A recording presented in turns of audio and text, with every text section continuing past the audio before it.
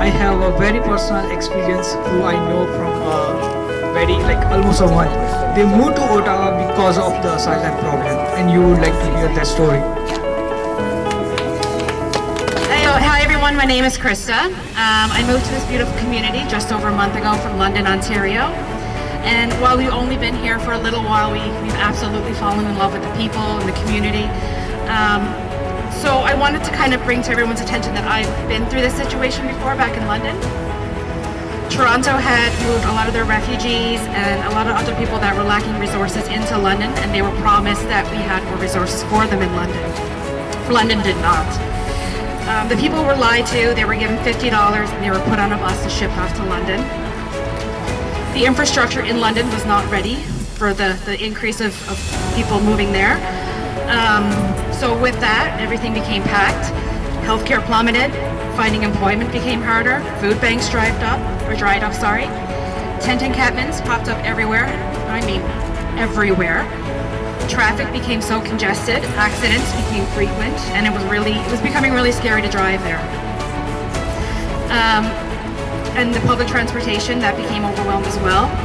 Our crime increased. Every morning on Facebook community groups, there was at least 20 people posting footage from the previous night. You would see people rummaging through people's front yards, backyards, rummaging through their cars, and even trying to open the doors. And I'm not implying that it's refugees doing that, but when resources become so dried up, people do what they need to do to survive. It wasn't just refugees. It was people that were born here as well, but resources were drained. It was just too overwhelmed. It was so bad that police stopped taking police reports. They would maybe show up 3 days later, if at all. And if they did show up, they'd tell you there's nothing that they could do. When we moved to Kanata, I remember driving around a couple nights in. We were looking to scope out my daughter's new school.